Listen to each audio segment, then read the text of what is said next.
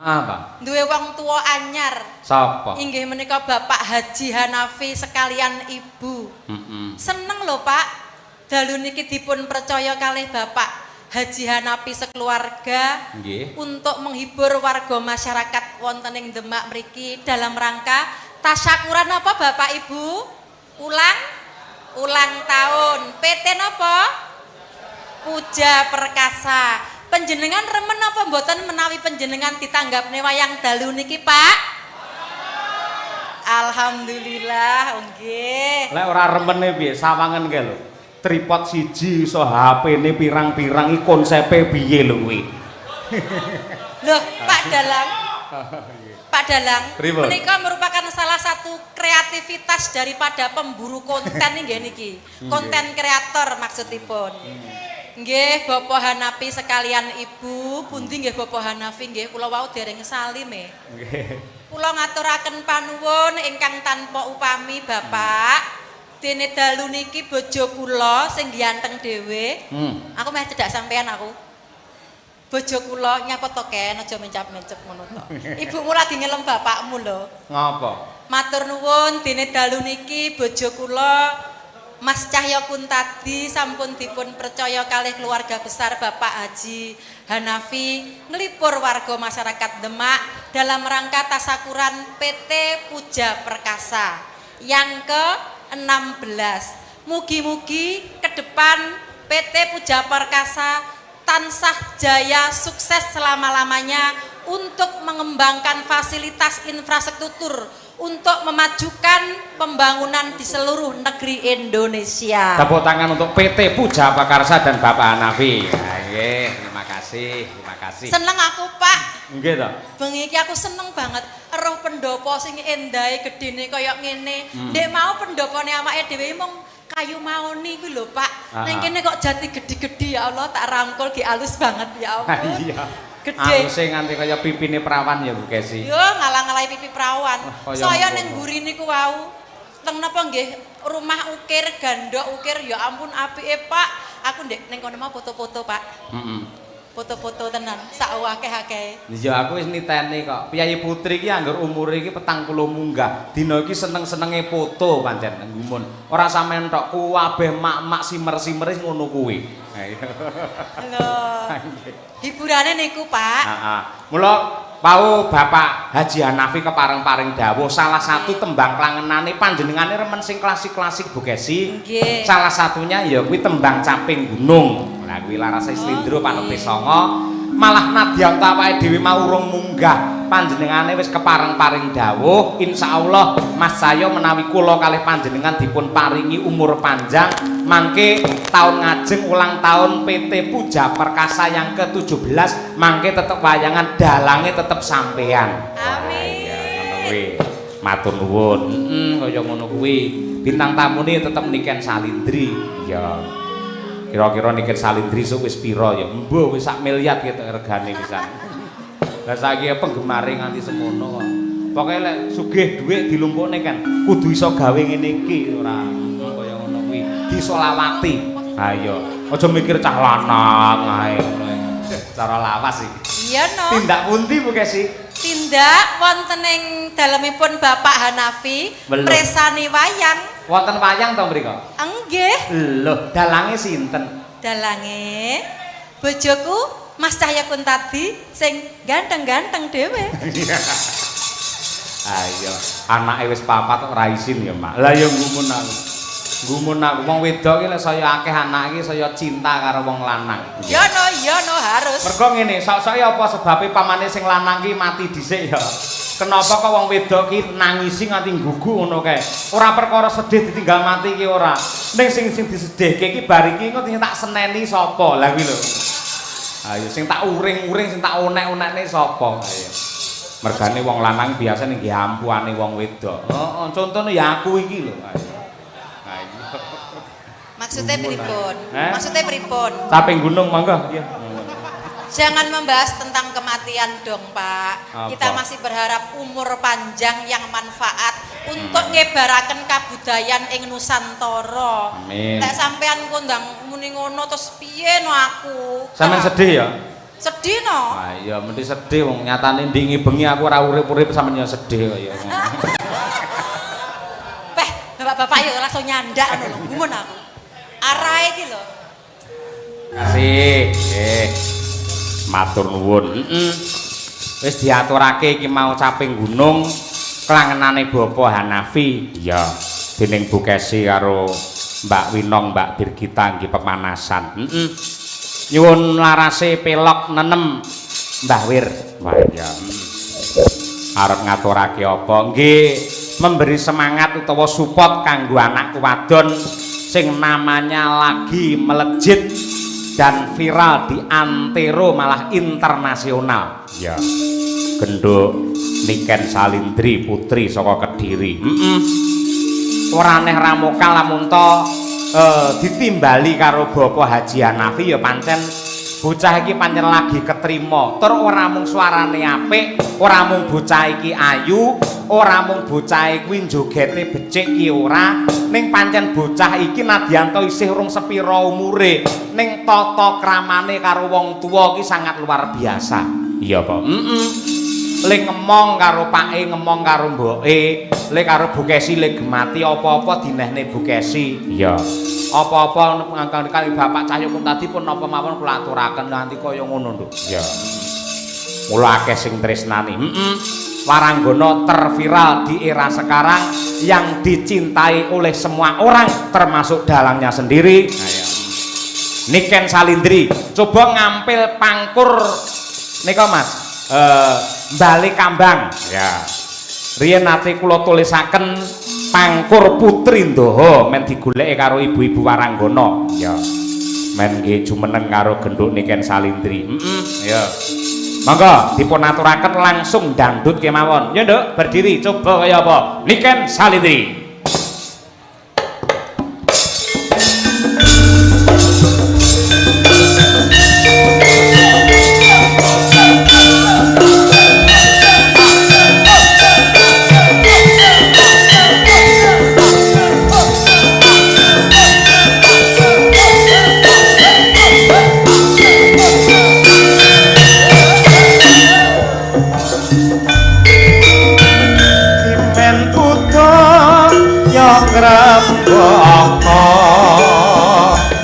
Sinangkling cahyanira kaeksi Nimas musti kaning jantung kenyokang saking doko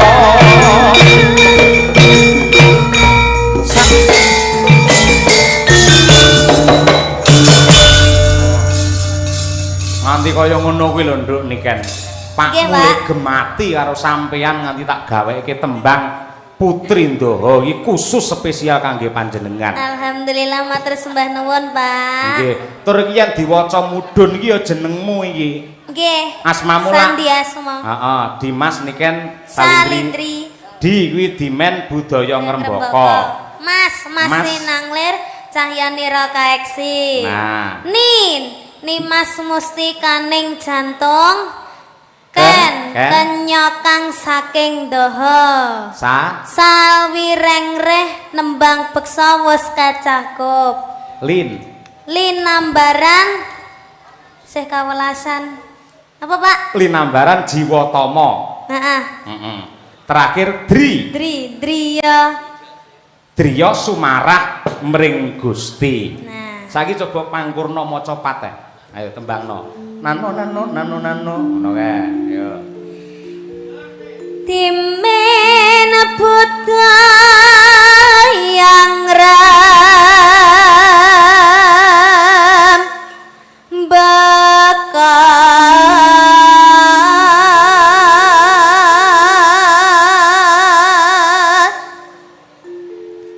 masih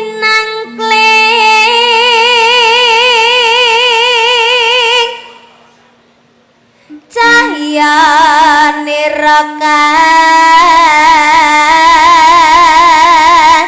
kaeksi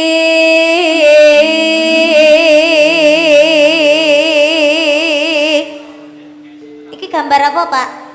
Apa? Iki lho Pak, sanuke iki gambar apa iki Pak? Sing ndi kuwi aja ndeloki gambar-gambar liyane. Tulisane tok ae, gambar-gambar wong udo kok deloki ngawut ae. Ayo. Nimas mesti kaning jantong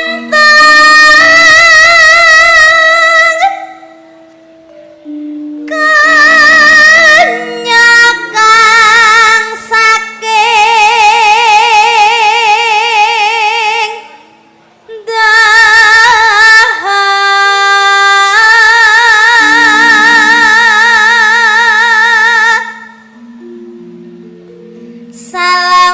salawiring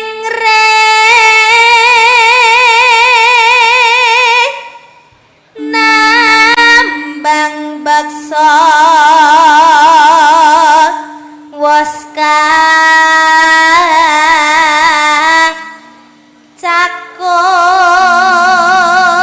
cakup linambaran jiwa tama Intine keri dhewe iki pandongaku kuwi. driya sumarah mring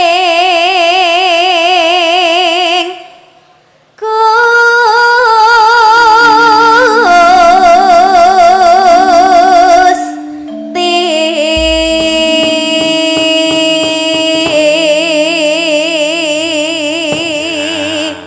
Kagem para fan berat Niken Salindri nyuwun tepuk tangan untuk Niken Salindri. Ya, kuwi.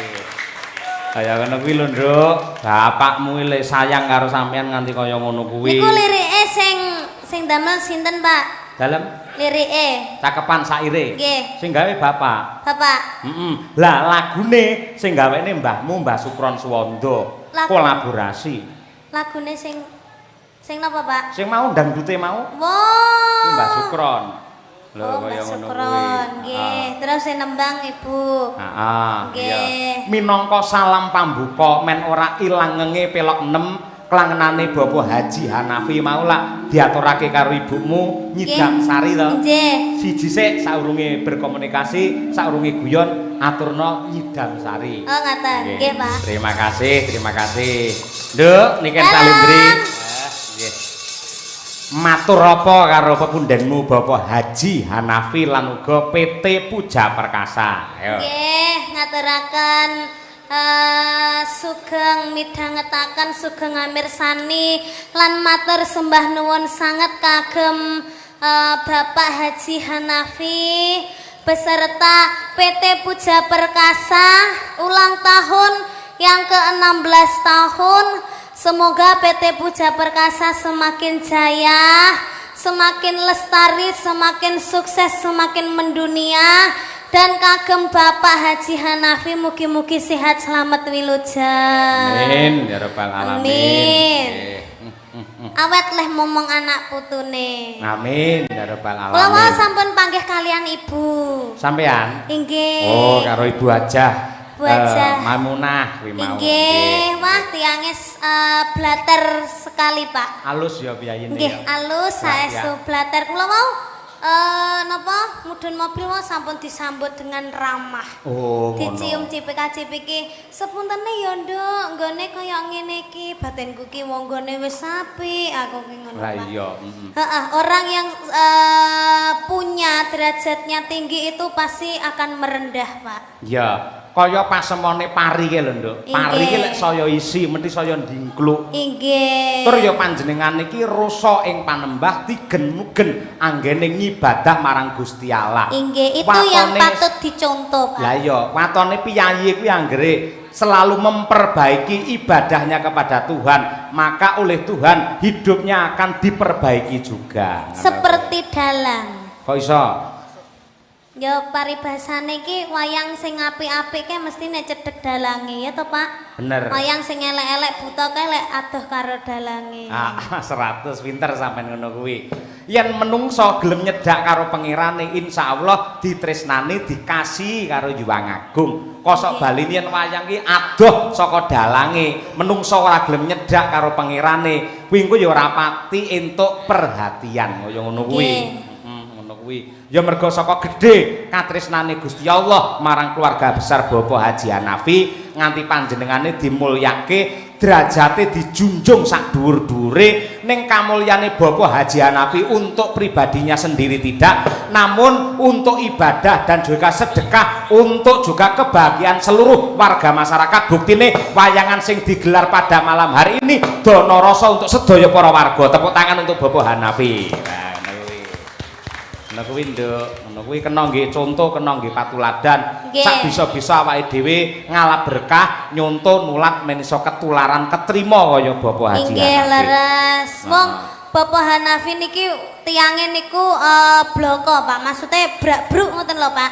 Oh iya. Nek mapa malih kalih cah cilik-cilik niku wonge niku seneng weweh, Pak. Seneng weweh. Nggih, seneng weweh. Dadi kula niku nek jejer kalih Bapak Hanafi niku kula sungkan nek badhe nyuwun saweran, nyuwun sangu, nyuwun apa niku kula sungkan saestu nek saged ampun nyuwun tenggene Bapak Hanafi. Terus mungkin lek diparingi dhewe, Pak. wah iya. Nggih, dadi aja nyuwun, Pak. Kesane kaya pengemis. Wah iya. Heeh, ya ngene sing perwira pancen ya kaya ngono kuwi. Sing intisarine ngene, Nduk, adoh-adoh sampeyan saka Kediri iki timbali nganti tekan kene iki supaya nglipur para warga masyarakat. Ki nadyanto ning Demak akeh banget pecinta sampeyan. Lek gur dalange Pak Cahyo mongko tanpa enek jenengan rung karuan penontonnya semene akeh. Lah nggih lho, Pak. Lah sampai YouTuber niku lho ting cerantol kaya memean ae. HP apa memean ya jane. Ayo, nganti semono Oh akeh. iya, dekat situ ya. Nggih. Nggih. Lah ya kuwi konsepe piye lho Pak iso HP semono akeh iki? Kuwi enek sing live, enek sing upload apa piye to Pak? Ya, itu live-nya di konten apa channelnya banyak sekali. Oh, biar ndak habis 1 tahun. Oh, kontennya. Menabung stok konten ngono kok. Wah, elok nggih. Nggih, elok. Daleme pundi, Pak? Sragen. Nganti tekan Demak nggawa kaya ngono kuwi le brengkut ngoten jenengan apa iso bathi ngentuke? Hah? Jenengan wau nitih napa, Pak? Nitih napa jenengan wau? Mobil. Oleh nitih mobil ndak apa-apa, Pak. Oh iya. Kan bisa bawa. Ya semoga-moga tidak hanya mencari untung dari kontennya, namun ini wujud tresno dan juga cintanya terhadap budaya. Inggih, leres. Ya Nduk, coba kaya apa si jingkas Napa, aturana Pak? tetembangan. Nggih. Niki tembangnya sing halus napa sing kasar? Engko sing kasar sing rada mburi. Ayo, nggih. Sing kasar buri, Bu. Nggih. Iki pilihan Nduk, yen podang kuning engko Mbak Yumu Umi Hafifah. Nggih. Terus engko yen kutut manggung, engko sampeyan spesial karo Bu Kesi nggon goro-goro. Sampeyan lak nganti goro-goro to? Nggih. Ah, sip lek ngono. Lah, yen prau layar engko kur, nyidam sare wis diaturake, Sri Huning dhisik. Piye? Nggih. Aman kok? Anu, kula mboten apal, Pak. Sing aman-aman mawon. Sing apa? Upamane apa? Ninggal katresnan ki ana. Piye masuk Samboyo lho sampean wong Kediri to? Nggih. Ah iya kuwi coba kaya apa? Nggih. Alhamdulillah. Sik Nduk nyelani sedilo. Nggih, Pak. Iki ana Nawala. Assalamualaikum Mas Cahyo Kuntadi, selamat pentas. Semoga lancar cuaca cerah wassalam. Titip adik ponakan saya Mas Taslim. Wah, sapa? Saking Bapak Suparno. Wih nggih Bapak, aman terkendali. Nggih, Mas Taslim teng mriki nggih dereng gondrong-gondrong, Pak. Lah iya. Ugi saking ibu kula Pati, Ibu Kastiah. Oh iya, sugeng laras Bu Kastiah. Menika dipun tembangaken kalian genduk Niken Salindri. Wah nggih. Nyimak Pak Dalang, salam kagem caksi lover sedaya kemawon ing laladan Demak. Nggih. Iya akeh yo ana Mbak Kiki barang adoh saka Pati. Saking Pak Waris Sugiono. Wah iya.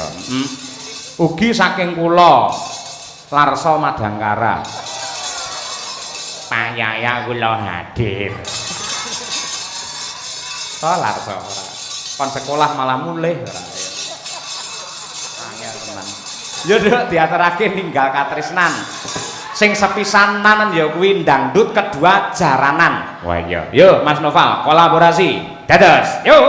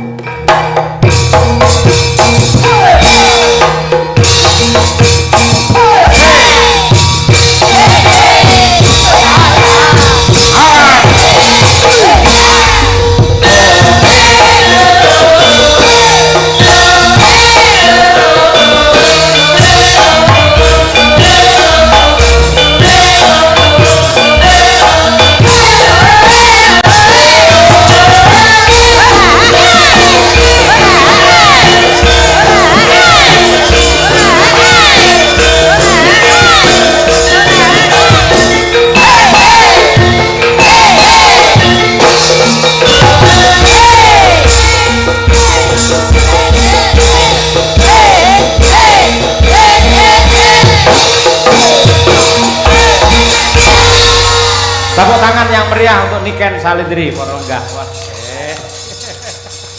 ayo. Iki celenge sopan iki sian. Aku lagi tumon Pak, Mbak celeng kok sampean kei pecut iki piye maksude? Celenge lho sampean kei pecut ki piye maksude? Ora celenge ora dipecut, mecuti sing ngendang kuwi lho. Oh ngono. Ayo Mas. Kita wis apa sekarane rastel karo awakmu pecutono ora apa-apa. Gak kae wis setel lho karo aku. Wis setel ya. Wah, iya. Dadi apike bocah iki wis bisa menempatkan diri. Lungguhe iki ning endi? Iya, Lek ning wayangan, saya ning wayangan Madangkara, bocah iki alus kok, Nduk. Oh iya, njajal lek pas campur sari utawa jaranan utawa musik apa, polahe teng bedigas tur omongane sosok ya kasar. Iya, nek ning kene aluse nganti kaya ngene. Kasar ning kan sopan to, Pak. Sopan. Sing jenenge empan-papan ya ngono kuwi, Nduk, bisa menempatkan diri ngono kuwi. Mergo yen penonton apa jenenge musik lan penonton lak universal. Ya toh, iki beraneka ragam, malah akeh-akeh bocah enom. Nek wayang kan iki berbagai, enek sing sepuh, ana sing enom, ana sing bocah, sing rata-rata. Kenapa kok piyai-piyai kaya Pak Haji Hanafi iki nanggap wayang? Mergo wayang adalah tontonan yang paling tentrem, tidak ada huru-hara. Lah kaya ngono kuwi. Luar biasa. Saged istirahat riyen. Iya, Pak. Keringete nganti kaya ngono. Ayo. Matur nuwun. Lah iki rada dieman-eman digemeni mergo engko sik nggen gara-gara iki ya genduk Niken ya tampil lan sinden-sindenku Madangkara ku ya bakal tampil. Oh ngono. Mula di candhet teko kene dhisik, Nduk, mbacutne gelaring cerita. Oh iya. Banjaran Wisanggeni. Wiwit saka lair nganti tekan Palakrama. Ya. Yen pancen kaya mangkono ayo tak derekake rerakit mbacutne gelar cerita ya, Mak. Monggo.